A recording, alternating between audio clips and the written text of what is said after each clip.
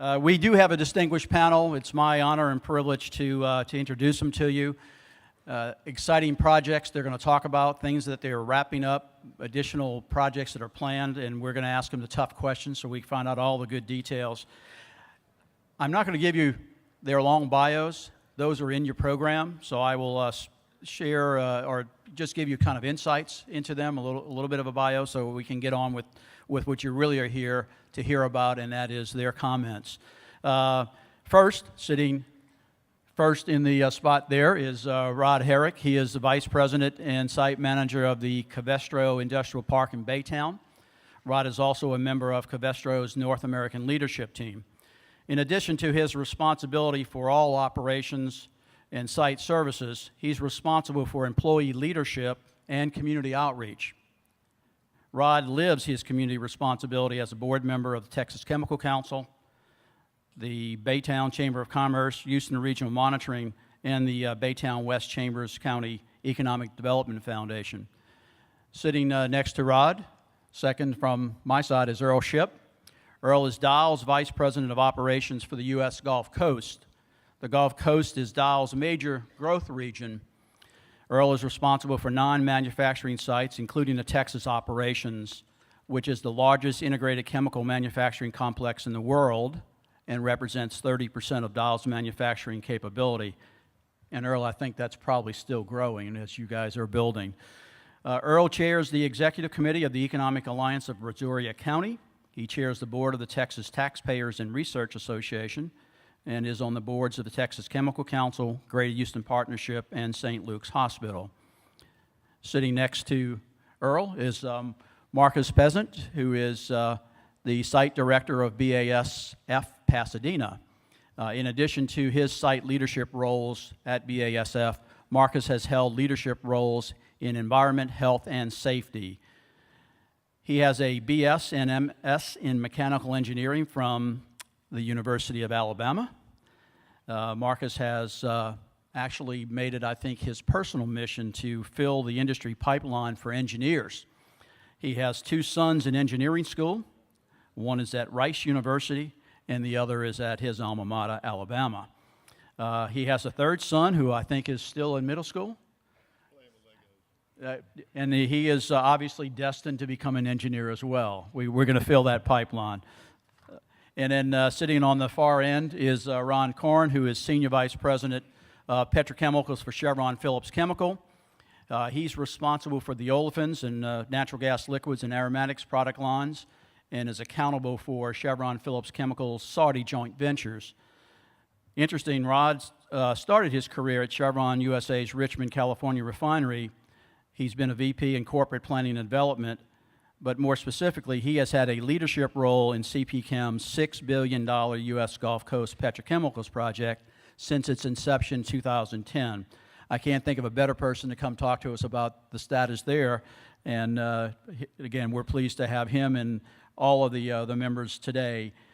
I'm going to start off with one question from here, and then I'm going to take a seat and let them talk. I've asked each of them to share with us for just maybe 2 or 3 minutes a little about their company, the plant locations, number of facilities in the region, number of employees they may have, and just give us some examples of the products they make and how those products end up into consumer products. So we're going to start with that one. Gentlemen, Rod? Afternoon.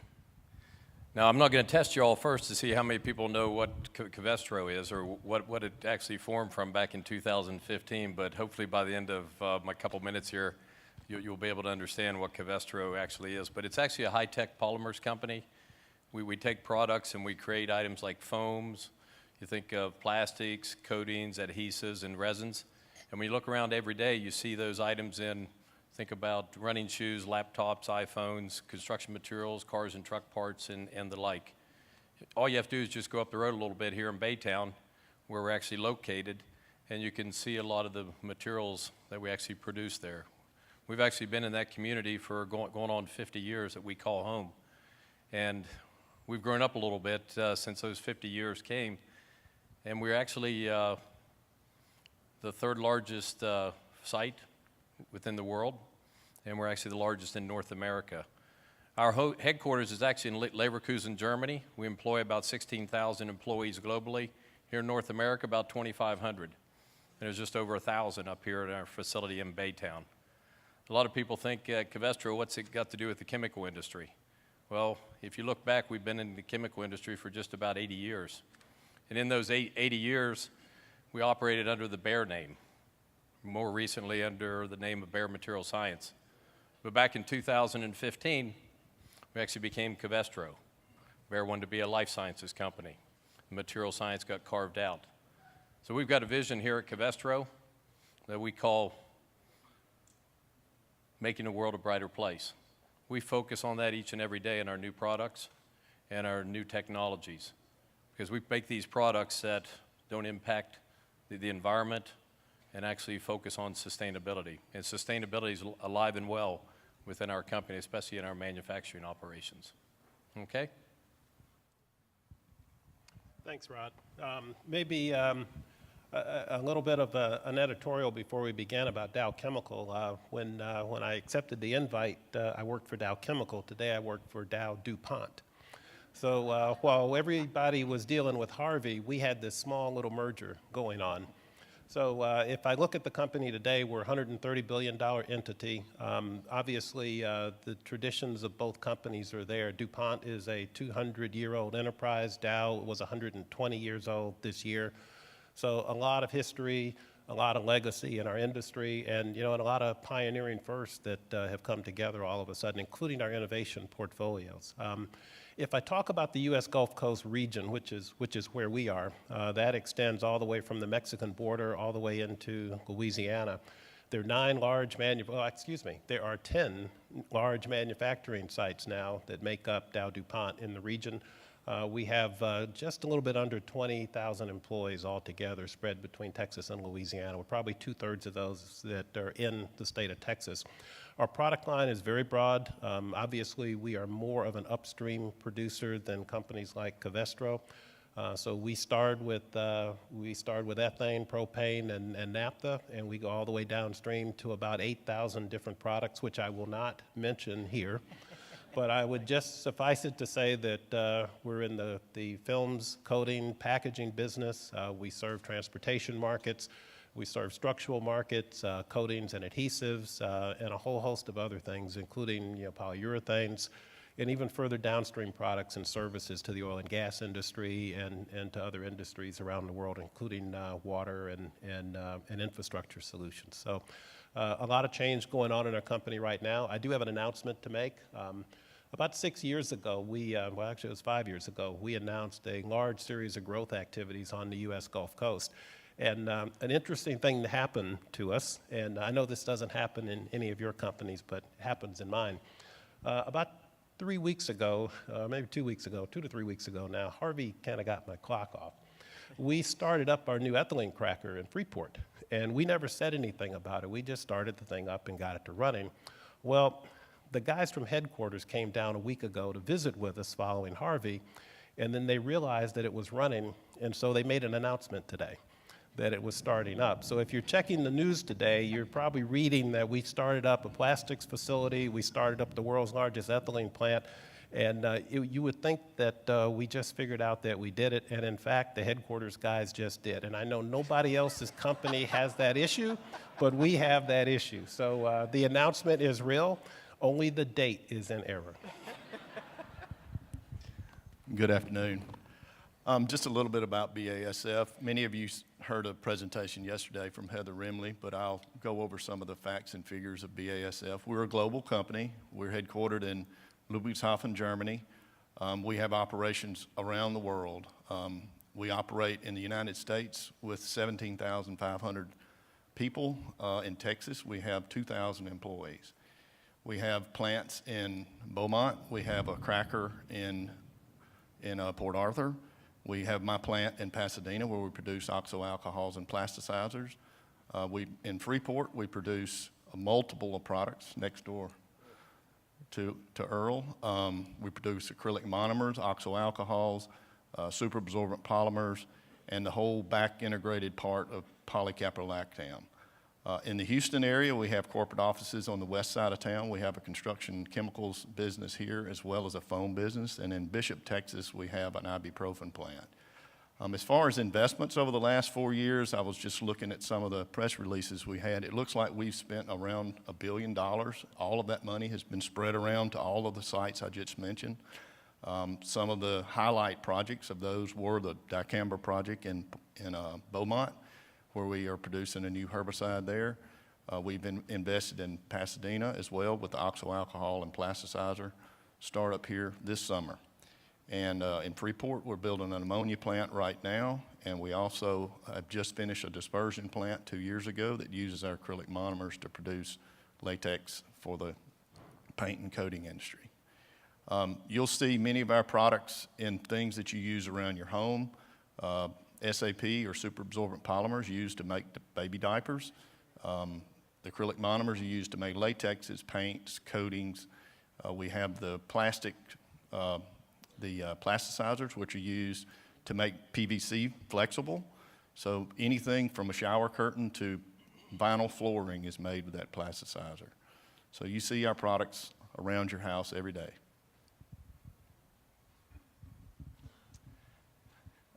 17 years ago, Chevron Corporation and Phillips Corporation thought it'd be a good idea to combine their chemical assets and creatively call that Chevron Phillips and spin off as a JV. The order was actually determined by a coin flip, true story. I'm actually still trying to explain to my mother that I still don't work for Chevron. I work for Chevron Phillips. We're a separate company, but it may take a few more years to get that across. At the time, we were somewhat the ugly ducklings of both Chevron and Phillips' portfolio. Our first couple years, we actually lost money.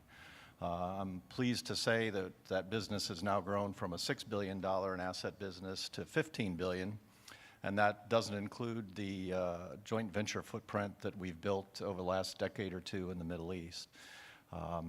And we've also, just a couple years ago, our EBITDA was a little bit higher than more well-known companies such as Starbucks or Celgene. So it's nice. That's been a nice journey for us. We have 5,000 employees. 3,500 are employed in the Texas Gulf Coast. We have 7 plants, and our global headquarters is located in the Woodlands, Texas, so we're very Texan.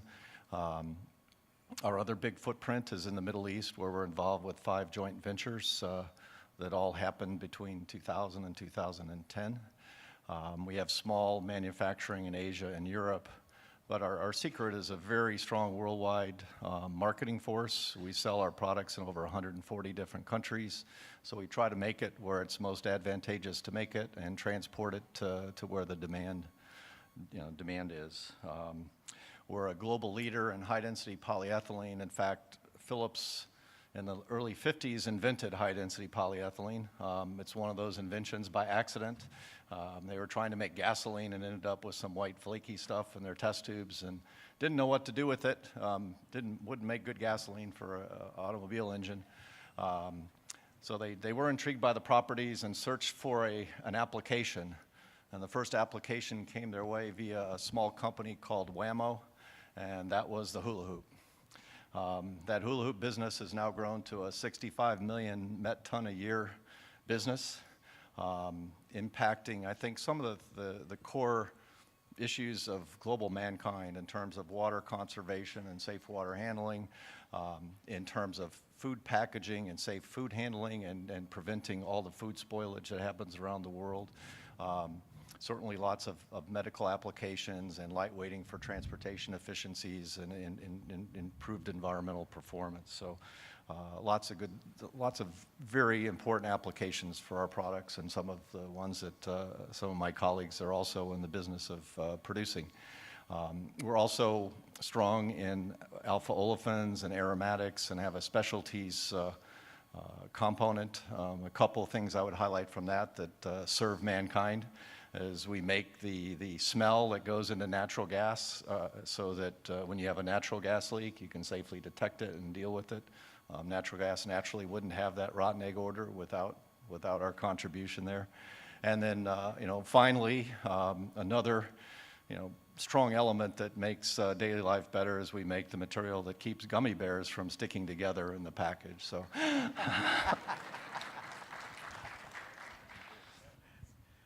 Ron, thank you. You said that other important applications other than the hula hoop, some of us who grew up in that era might think that is the most important application. So just want to remind the audience, if you have questions, there are cards on the table. If you would fill your question out, raise the question in the air. We are going to have people circulating and picking those up and bringing them up here. If we have enough time, we will ask the audience questions.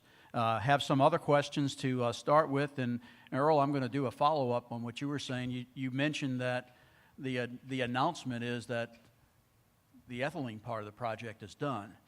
Now, that you talked to us probably 5 years ago. I think maybe one of the first people who came here and talked about growth and expansion. That's not the end of it, is it? You still have projects going on?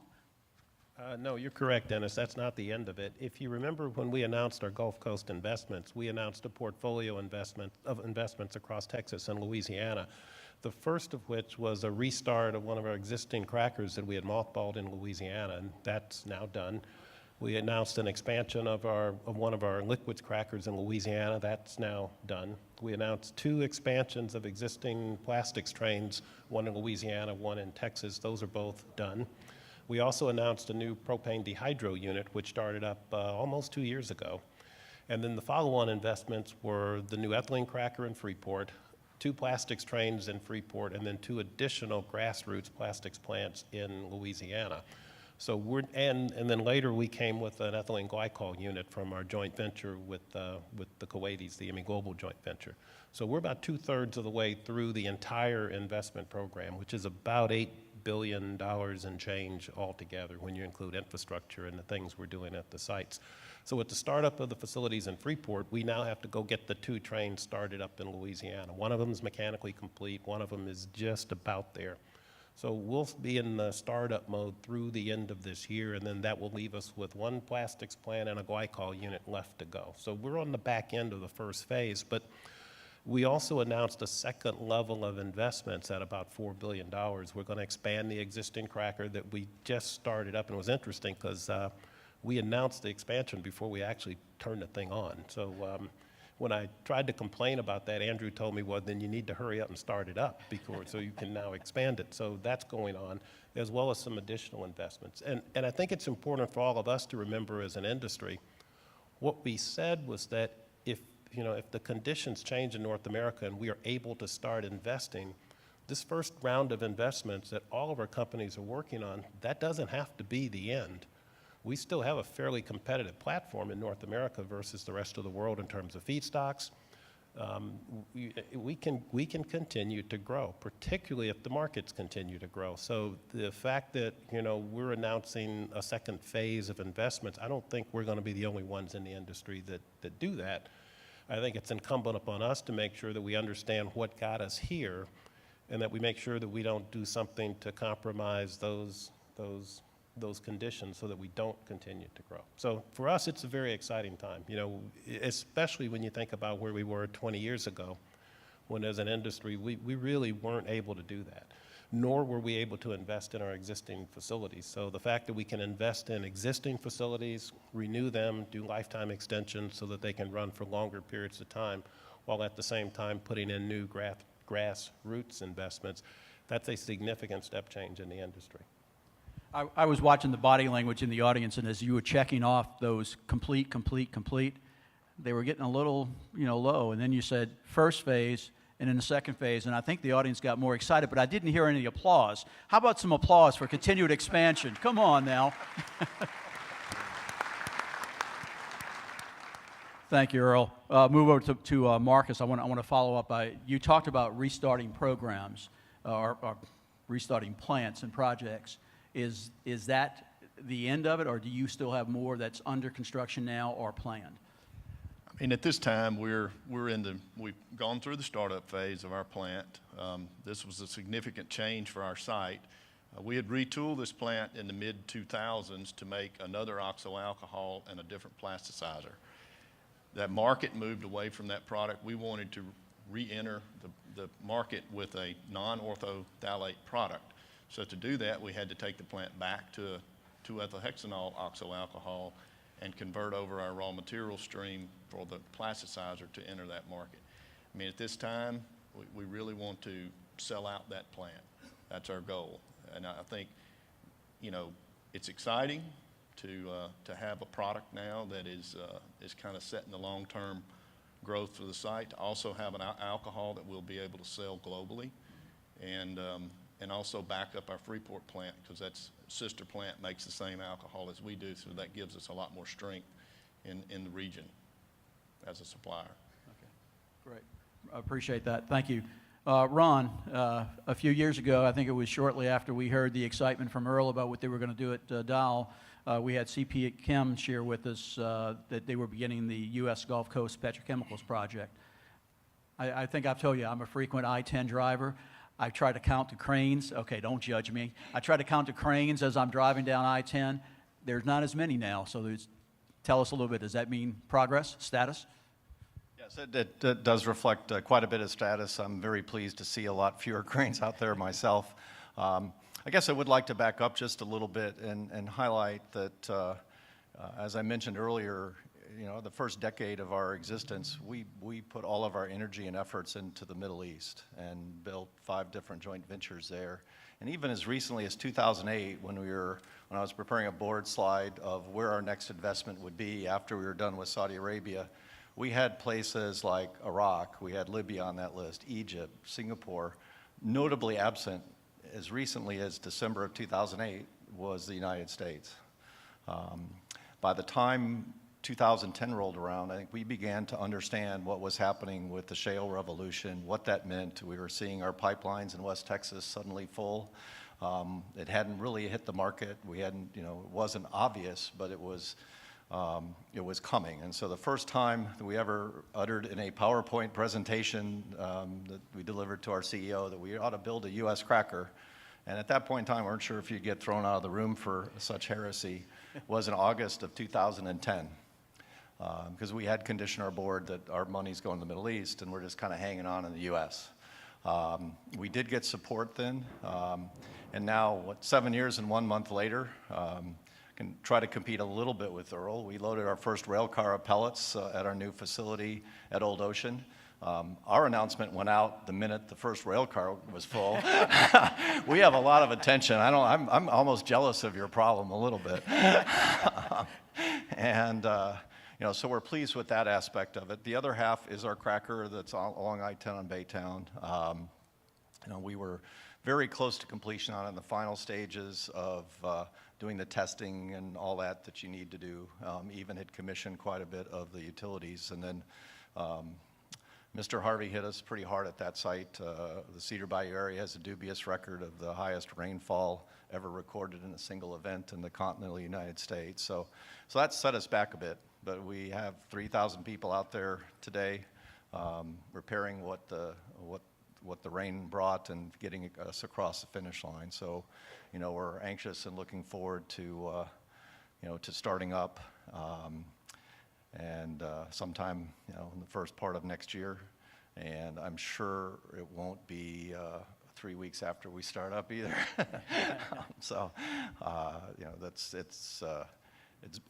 as mentioned, it's the one thing that I reflect on, and it's been a great 7 years of learning and challenges and things like that, is being at the Cedar Bayou site at the end of shift, where you see 4,000 or 4,500 craft workers kind of melt out of the pipe racks and come down the center aisle. And basically all you see is a sea of hard hats as far as you can see. And you reflect on what that means to the community. All these people are likely making $100,000 a year or more to build our facility. I am very sure the Baytown Buc-ee's is very happy at our investment and Exxon's investment. And so, relative to where we put our money in the first decade, for me, it's a real pleasure at this stage in my career to be able to be involved in something that's right here in our backyard. Thank you. And I'll go back to Rod here on this next question. Rod, we heard these guys talk about recent investment. I guess actually you mentioned Bayer Material Sciences, and Covestro was actually making that investment back in the mid-1990s, doubled capacity. But you guys aren't done either, right? There's a lot of expansion going on right now. Yeah, I think I was back in high school back in the 1990s or something like that. I think it was on it. But it's not that we haven't invested since the late 90s either on it when we doubled our polyurethane capacity. But I was told, too, I have to be careful what I say about making any forward-looking statements here, too. But I think that's natural, too. But it doesn't mean that we haven't done a lot of debottlenecking, a lot of brownfield investments at our site here in Baytown, as well as our other sites, other 7 sites within North America. But we have, and we invest on, just like what Earl was talking about with reliability. We talk about end of life to make sure our assets continue to run reliably and safely, and also environmentally responsible. So yes, we have investment strategies, and I think it's good just to share what type of investment strategies we actually look at, because remember I said we became Covestro in 2015, so we're still young. So you think about first about a growth strategy. Well, what type of growth strategy do we have that's really going to outpace the global growth? And for us, it's really about tailored solutions around our customers. We want to be actually more customer-centric at Covestro. And secondly, when you think about our performance over the first couple years, I wish I could have had some of that stock whenever it first got sold back in 2015, because it's kind of almost like tripled on it, but it's on the DAX. But when you look at those strong performances there, it's always from the shareholders that we expect to see continued rise, right? Well, the one thing is, when you look at our assets, we have to make sure our asset utilization is high. We have to also make sure that the efficiency, so these investments and such might seem small, but they add up to millions and millions of dollars of savings each and every day. And when you look at some of our investments, you think about like our coatings area. I think the market was really surprised at our coatings area. You think about the coatings, the adhesives, and the sealants that we produce in that area, that we're looking at opportunities with some bolt-on acquisitions. We're looking at more debottlenecks and such. But I think our largest group, which is polyurethanes, that's one that's really important to us when you think about TDI and MDI, when you think about some of the global sustainability challenges that we have around carbon footprints and such, and we will protect that market. It's something that we really believe in. And we see that there's a lot of opportunities there. So yes, just like any company, we look for opportunities to invest in debottlenecks or more brownfield investments, because we see in that particular area that there's going to be a lot of capacities coming online here in the upcoming years. But we also feel that the demand's going to outpace supply. So that's what we really try to focus on with our investment strategies, is to be more efficient and look at growing together with our customers. Okay? No, thank you. Again, we've heard about projects, and we heard workforce already come up, craft workers. Marcus, I'm going to turn this question to you first, but I have a feeling everybody's going to want to chime in on this one. Workforce has been an issue for probably all of the conferences we've had, and this is our 8th. And I'm pleased to tell you that earlier this morning, many of you were here. We had some 50 or 60 students who came in who were interested in having jobs in this industry. Many of them are still out in the audience. So what I want to ask is, what is BASF doing specifically toward trying to build awareness about this industry in the schools? Well, I'll speak locally. I mean, we do have a corporate workforce development group, and they do enormous work in the Houston area. But locally with Pasadena, we try to engage the young people early, because it's important that you stimulate the young people early, that they have an interest in technical and science and engineering. If you don't do that, then later on it may be too late. So we've engaged with McMaster's Elementary School in Pasadena. We do science fairs. We tutor the kids there. Of course, we work hand in hand with San Jacinto and Lee colleges. We try to provide internships between us and our former BASF Catalyst site in Pasadena. We probably provided 25 internships over the last 3 to 4 years. And this is it's not a one-way street. Internships are wonderful. I mean, it gives us an opportunity to look at an employee for 6 to 9 months and then make a very, very intelligent decision about them as a long-term employee. Of those 25, almost all of them have gone on. A lot of them, this guy over here stole. But we've been able to hire 6 of them. We've been able to bring some of that 25. Some went to Freeport, some went to our site, our Catalyst site, some went to our site. But for me, that's very important that we keep providing that opportunity for those P-Tech students and Instrument Tech students at the junior colleges.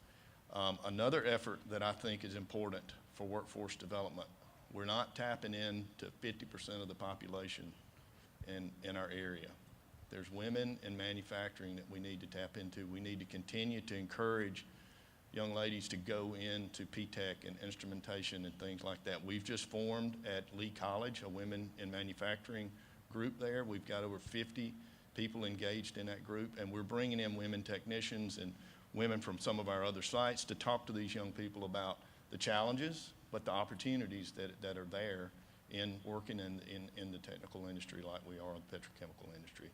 And in fact, one of our ladies out here today had been meeting with Lee College here recently, and we just last week met with a group over there. So I think you have to tap into all that. Of course, we're working with the University of Houston and other universities in the state to give engineering students internships, and I think that's another. And we have a professional development program within BASF.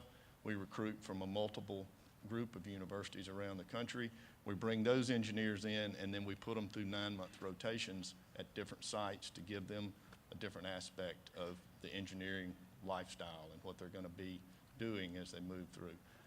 It may sound a little trite, but we do like to bring students into the site. A P-Tech student may not have ever been on a chemical manufacturing site before. Bring them on site, let them see what they're getting into, make sure that's what they want to do. The last thing you want to do is invest in an employee and then have them not be happy in a career. So let them see what's happening. Let them talk to technicians about what they do every day.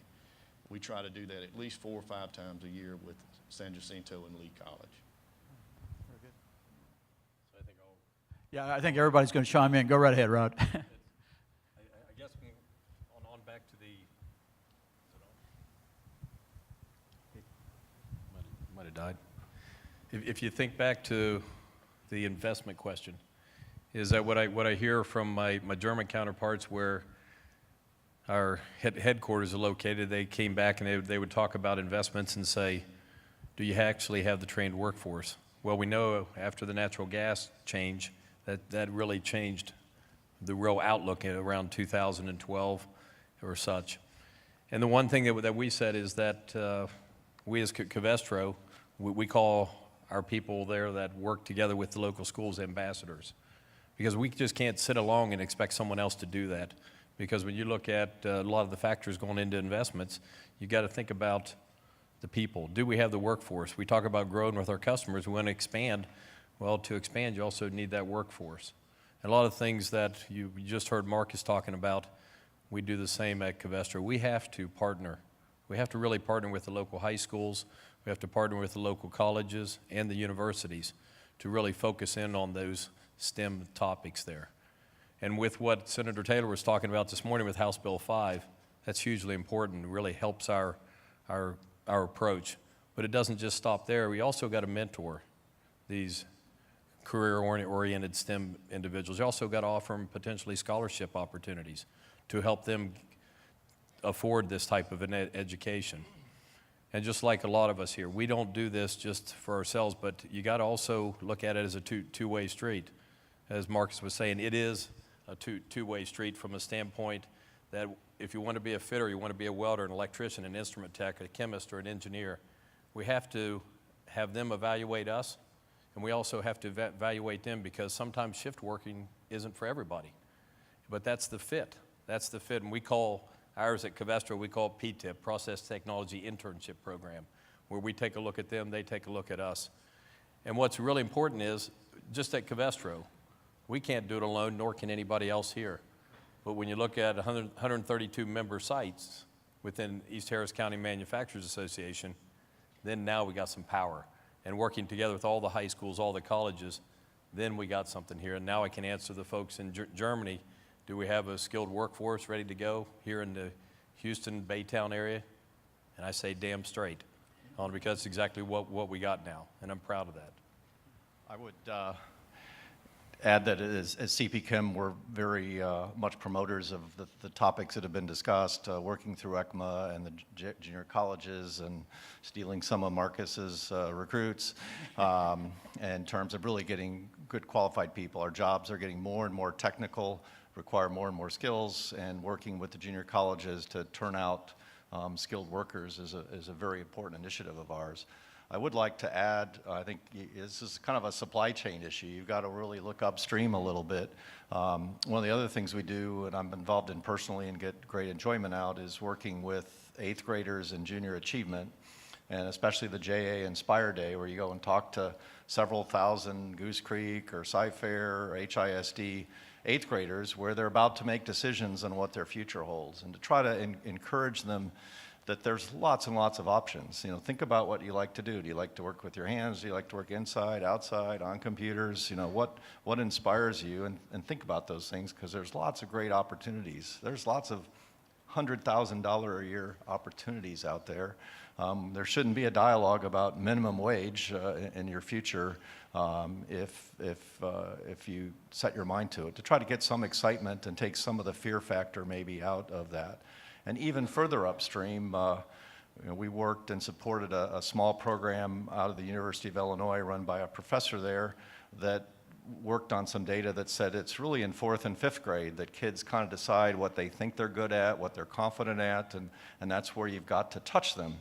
And so his program was working with kids in that age group. He has since transferred to the University of Houston and brought that same program. He calls it St. Elmo Brady, to work with generally underprivileged youth to try to get them involved in STEM. So I thought I'd use the opportunity to give him a bit of a shout out as he's trying to establish this program through U of H.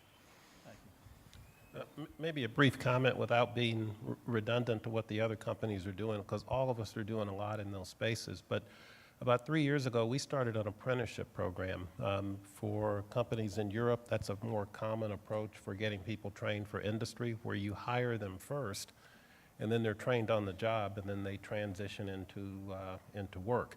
Because the simple fact is, you have some people who could work in our industry, but getting the training and the skills they need to do that is a burden. And so there's some other alternatives out there. If anybody wants to know more, I'd be happy to talk about that after this session.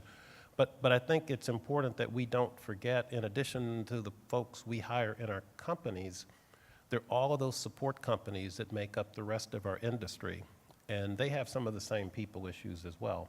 And I would suggest to the room here that that may be one of the bigger threats that we have to continued growth in our industry.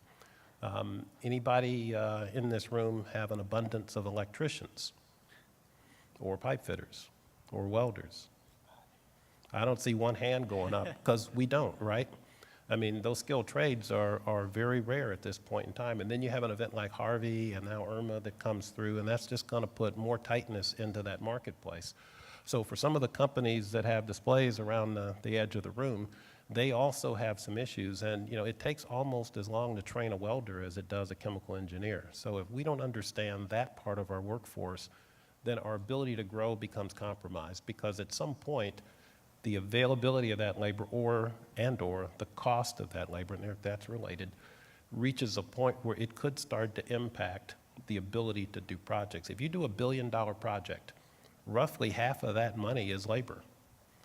So if your labor to go construct and build and commission a new facility, you know, takes a 10% hit because of productivity or because of speed or because of lack of available qualified, you know, manpower or human power, then, you know, that's 10% of $500 million. And there's some projects that are going to go underwater if you do that. So I think it's important that we as the industry understand the broader picture.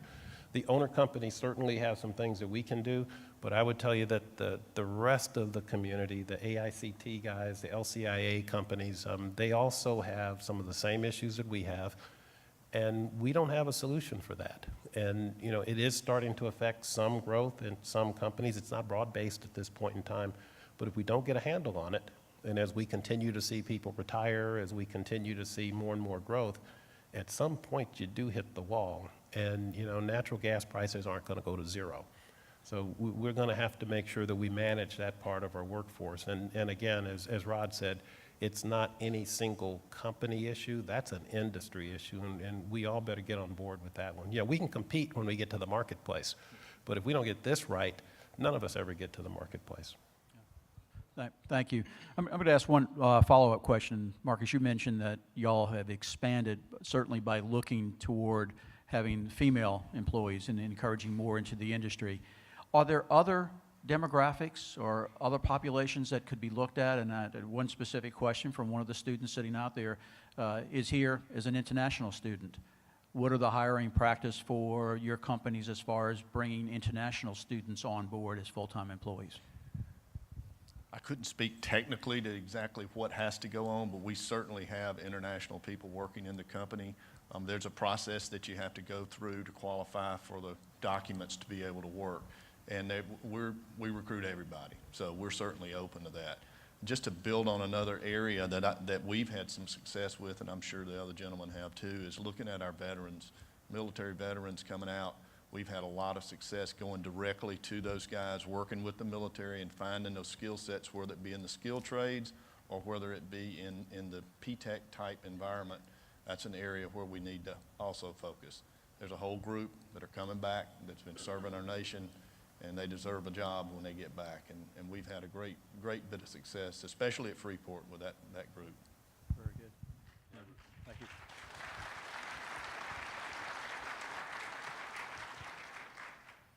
All right, Ron, I'm going to go back to you for a question here. You mentioned earlier, you were talking about supply and demand. We're building, obviously, a lot of capacity. What has you convinced? I think you used the term that our demand will take up the increased capacity. Why are you convinced of that? Well, certainly when you're faced with one of these mega investments, there's a lot of variables you have to look at. No one's just going to hand you $6 billion and say, good luck, go spend it. So you have to make your case. And there's a lot of variables. And we've proven to be very poor at predicting the price of crude oil and predicting a number of the key variables that go into that analysis. But actually, the one variable I'm most confident about is the demand growth in our product area. Over the last 30, 35 years, it's been very steady at 3 to 5% a year, with the only exception being the 2008 recession. But as they say, past performance is not an indicator of future. So the real reasons I believe in our growth is, one, the nature of our products, the properties and the value that it brings to our customer base in terms of the durability and lightweighting, all the different ways you can mold it and process it at a very low cost, really keeps our product line in the game.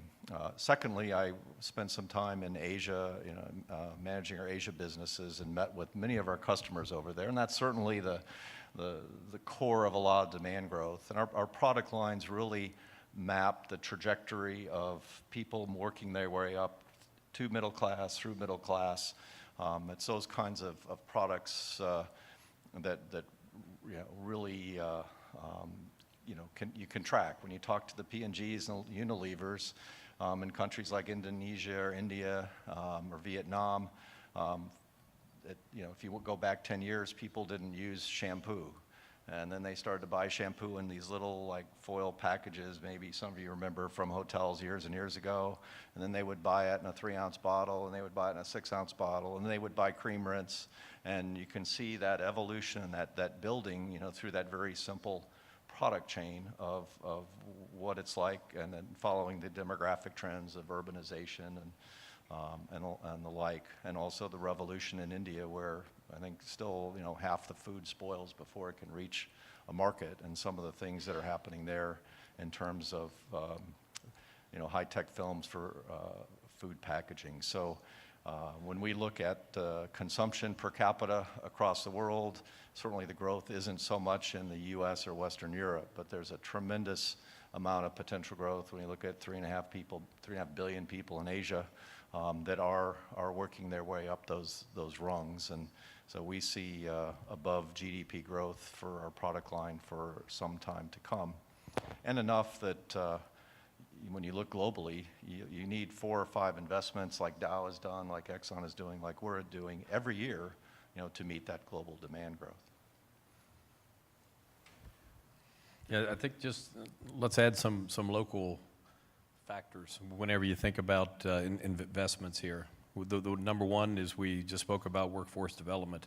I think number two that you got to think about too for us is you got to think about the gazintas and gazaltas, that we got to bring our key raw materials into our site, but we also have to have the transportation infrastructure to get our products out of the site. And that's always a challenge when you look at the multiple factors.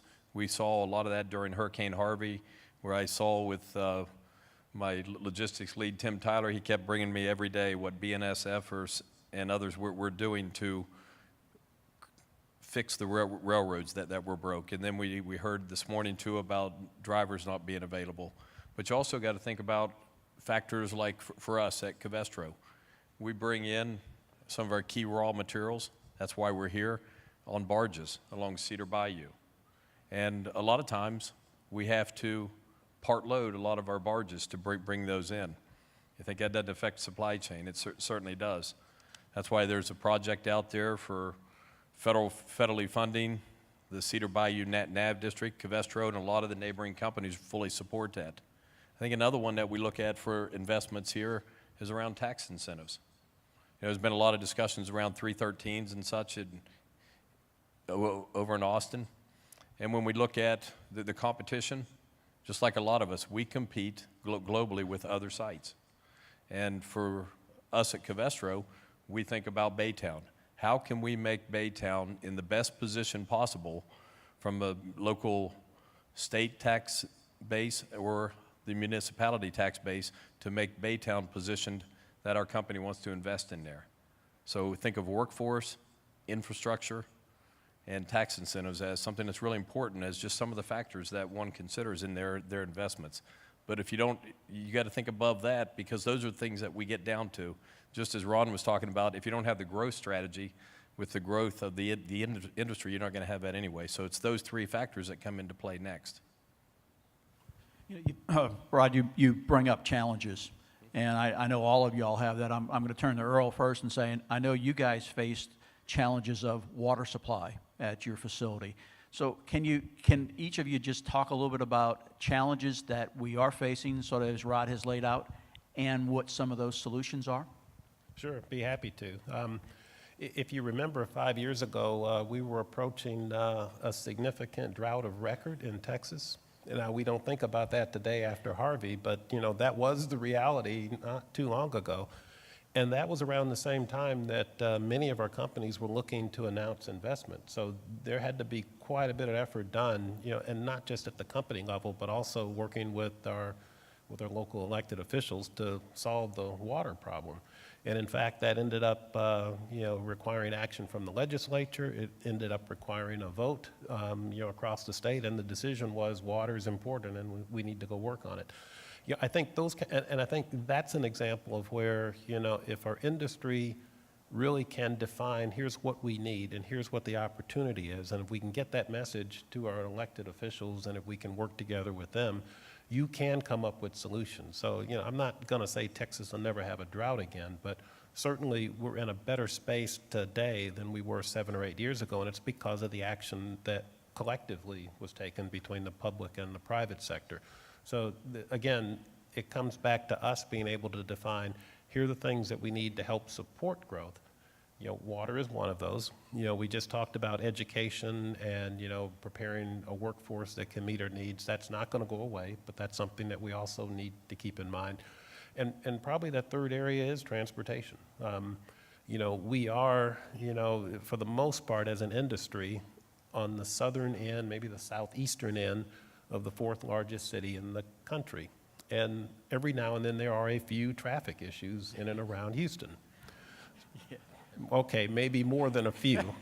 So how do we get to market? Because it is a great location. You're about a day's truck drive from about 35% of the U.S. population here. So in terms of serving markets and customers, it's a good place to be. However, that doesn't work if your truck spends, 3 or 4 hours just getting across the city because of traffic congestion. So that's something that we know is an issue across the state. We're going to have to work on that. I would tell you there's probably one other issue associated with that. Houston, Galveston, Brazoria County is a non-attainment area. A large part of that issue now is mobile sources. It's not us. Most of our industry, we've made very significant investments to try to do our part. But, as the area continues to grow, that's still an issue. So I would suggest to us that if we can solve maybe some of the traffic congestion issues, that won't hurt the air issue. It might even be a good partial solution. But I think those are some of the opportunities that we face. As we look at our next investments,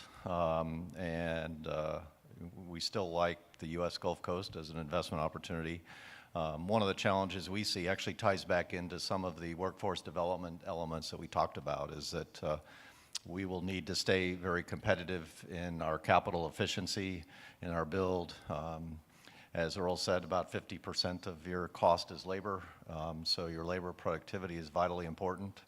I think collectively we built a lot of things at the same time and stretched resources. I think in my mind, particularly in the area of first and second line supervisors that really dictate the workforce, the work site, both from a safety and a productivity standpoint. So developing a workforce and working closely with our engineering and construction partners to maybe make even a different model about how all of us can be successful on a project and execute much more effectively and efficiently. When you look at the construction industry, since 1967, it's been flat in terms of productivity. So you think about, they were doing things with slide rules back then, and we got 4D and 5D models, yet the productivity is the same.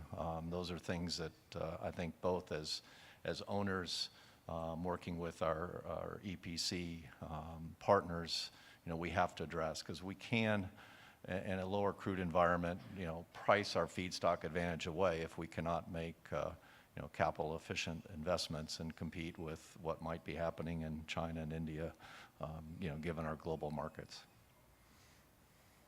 Well, let me ask kind of a follow-up question to that. We know there are challenges. All of you have referenced Hurricane Harvey to some extent. Does an event like Hurricane Harvey have an impact on your corporation's considerations of this region for expansion? And if so, what are the important things? We heard about the coastal spine earlier, but what are the things that need to be done to address that issue if that were to keep expansion from coming here? Well, I guess it depends on, what actions we take.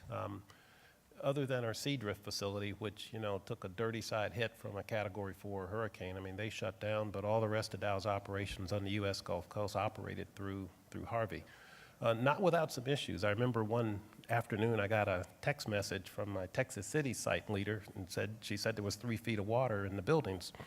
And since she isn't quite 5 feet tall, it was probably a bigger issue for her than it was for me. But the plants kept running. So, I think that the issue becomes, more of a broader issue for this region. Down in Brazoria County, I mean, this is the 3rd year we've had flooding. We've had employees, whose houses have had water in them, and we've had all the issues associated with that. And, what I learned in this storm was, down in Victoria, they had a windstorm event. And if you survive the windstorm, you put a tarp on the roof, you tape up the windows, and when you get power back, you can still live in you can still use the building, you can still live in your house. I mean, that's not the case if you get 3 feet of water in your house. You're out of the house for 3 months or 6 months or maybe even a year. And if we keep looking at these pictures on the local news and the rest of the world keeps seeing them, what does that say about Houston and what does that say about South Texas? At some point, it's not an issue for us as an industry, it's an issue for the whole community around us, and that becomes something that we all have to understand. You can't sell Houston or any of the surrounding areas if that's the narrative that people see when they think about us. Now, there are solutions to that, and you can go to other places in the world and see what those solutions are. Many people have visited the Netherlands and they've seen the Delta Works. You don't have to go that far. If you look at the Mississippi River levee system and some of the, the relief devices, whether it's Morganza or the Bon Carré spillway just north of New Orleans, I mean, those are infrastructures that are much, much larger than what we're talking about with the coastal spine. There's also river flooding that we have to think about. But, overall, I mean, it's not a technical issue in terms of how to fix the issue. It's really a resolve issue. And we're still getting over Harvey, but for those of you who were involved, in any way with Louisiana following Katrina, think about what happened. From the President of the United States to the Governor of Texas and on down, everyone said, there must be a city where New Orleans is. Otherwise, the produce of the Midwest can't get out to world markets. And it's not okay for it to flood. And they put the money in place to go put the levee system in place to keep New Orleans from flooding. I mean, they gave them the money and they didn't have a plan. If you think about what happened later, Sandy hit the East Coast. And you had the exact same issue from the president to the governors of New York and New Jersey to the entire congressional delegation of both states saying, this is not okay. It's not okay for the financial capital of the United States to have its subway system underwater. And they put the resources in place to go fix it. So the question for us is going to be, a month from now, after the dust settles, or maybe in this case as the water recedes, will we have that resolve? And if we do, we all know how to fix it, and all of our companies have smart engineers. If we don't know, we can figure it out. So it's not an issue of do we know what to do, it's a question of do we have the resolve to fix it. But if we don't, how are we going to continue to grow? At some point, that becomes a very difficult discussion to make with a board of directors. I want to go spend $8 billion. Well, how are you going to prevent the flooding? You got to have an answer to that question at some point. If it happens once or twice, force majeure, act of God, you can say what you want, but it can't just keep happening. And so, all of us have to be able to tell that story to folks who help us make investment decisions and help fund those decisions. And I think that's something that we all are going to have to make sure we stay engaged with.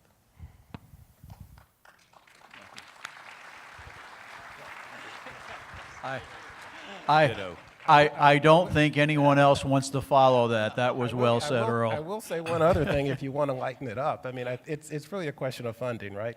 Yes. So that's where we have to go. Well, as you say, it's the will, it's the resolve, it's funding. So, well, let me go. We're gonna wrap up on a final easy question for you, and Chad's going to thank me for this.